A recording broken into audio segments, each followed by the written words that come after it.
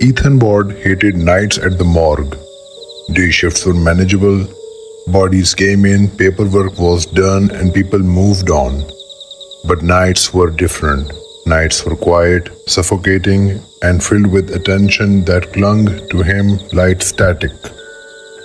He clocked in at 11:58 p.m., tossing his jacket on the chair near the security monitors. The screen showed sterile, fluorescent lit hallways and the cold storage room where the city's unclaimed and unexamined bodies waited. Ethan had worked this job for 2 years.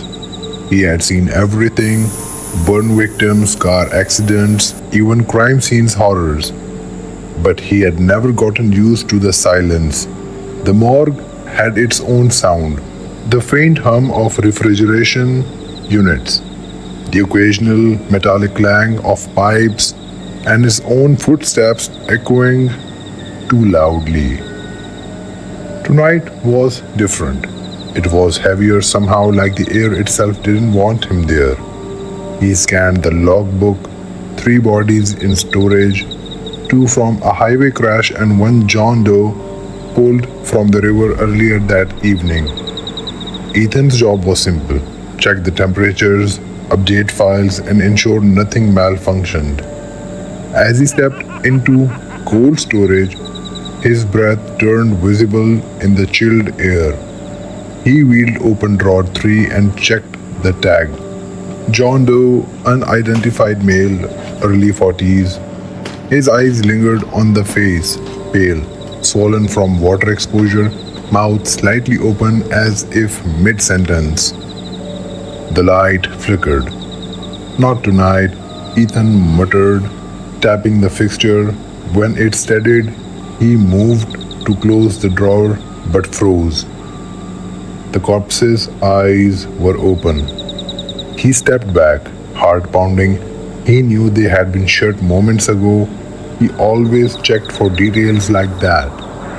Now they were wide and glassy, staring directly at him. Ethan shut the drawer quickly and exhaled a shaky breath. "Just settling, just gravity," he told himself, repeating what every medical examiner said. As he turned to leave, he heard it.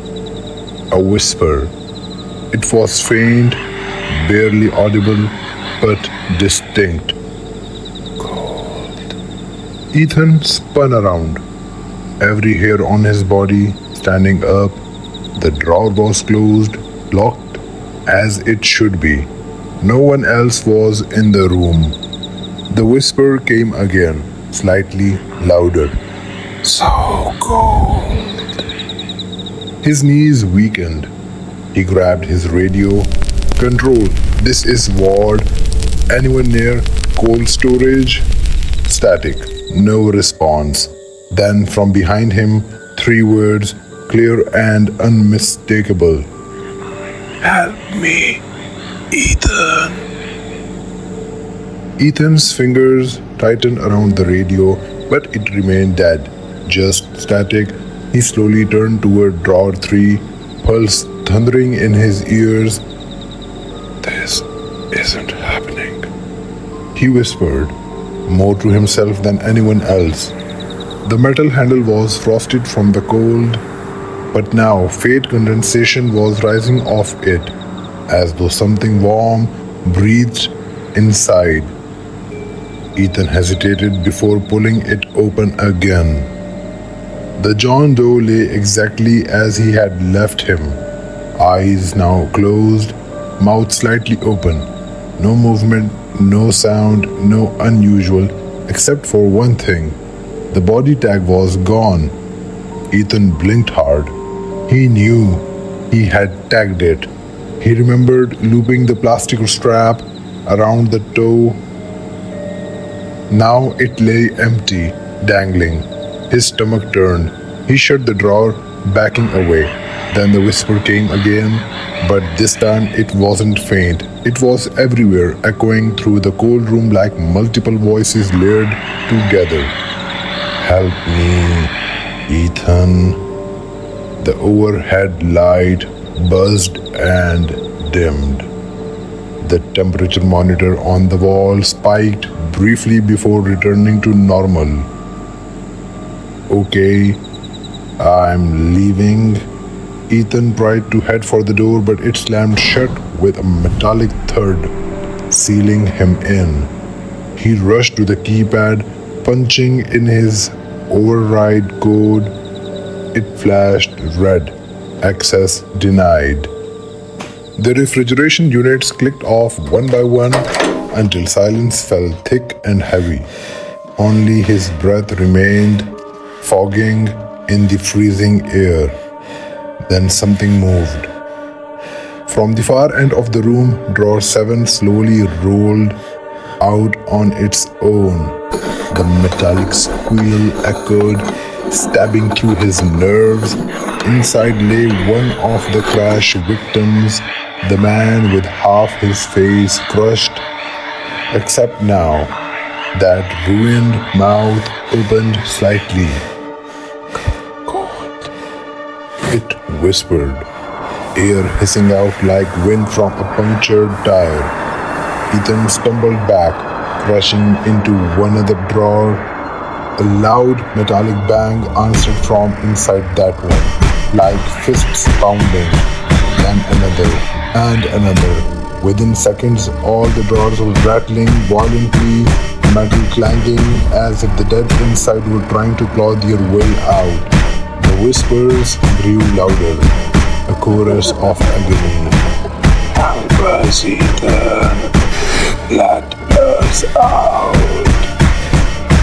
Ethan dropped to the floor, covering his ears. "Stop it! You are dead! You're dead!" Then everything stopped. Utter silence. Slowly he lifted his head. The drawers were still again. But drawer 3, the John Doe, was now open, and it was empty. Ethan's breath came in sharp bursts as he stared at the empty drawer. His mind raced, refusing to accept what he was seeing. A dead body doesn't just get up and walk away. Something behind him scraped across the floor. He turned slowly, every muscle in his body tight. There, near the center of the room, stood the John Doe. His wet, gray skin glistened under the harsh fluorescent light, clothes clinging to his bloated frame. His mouth hung open, and water dripped steadily from it, pooling on the tiles. "Help me, Ethan." The voice wasn't coming from the corpse's mouth. It came from everywhere, echoing off the walls like the room itself was speaking. Ethan stumbled backward, knocking over a tray of instruments. Scalpels and bone saws clattered loudly, but he barely noticed.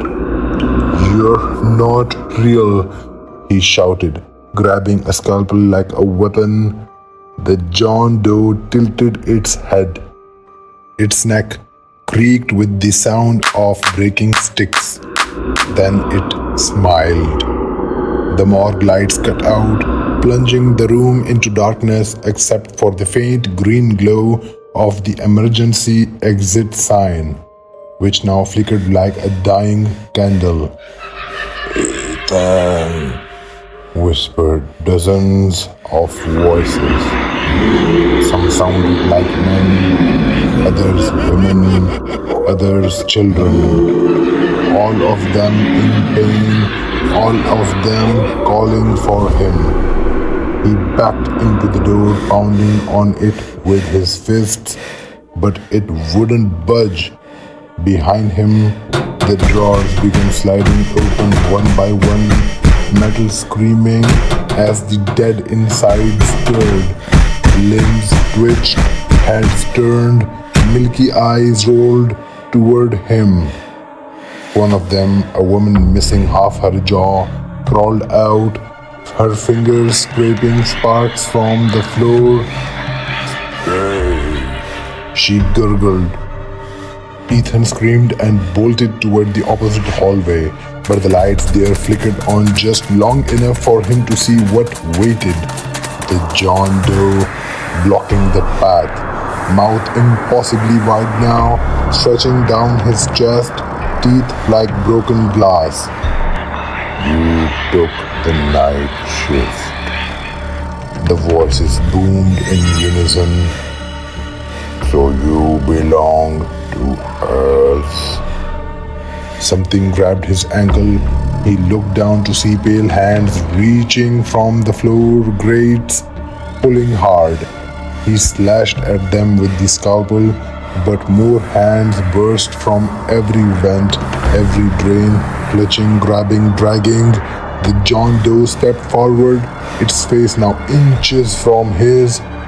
We were cold. It whispered with a grin too wide for a human face. But you are warm. The last thing Ethan saw as he was yanked under the floor was the bodies crawling out of their drawers, closing the lids behind them like they were clocking back in. When the morning staff arrived, they found the morgue pristine. No drawers left open, no tools out of place. Only one thing was odd. Drawer 3 now bore a new name tag. It read, Ward Ethan. Death on arrival.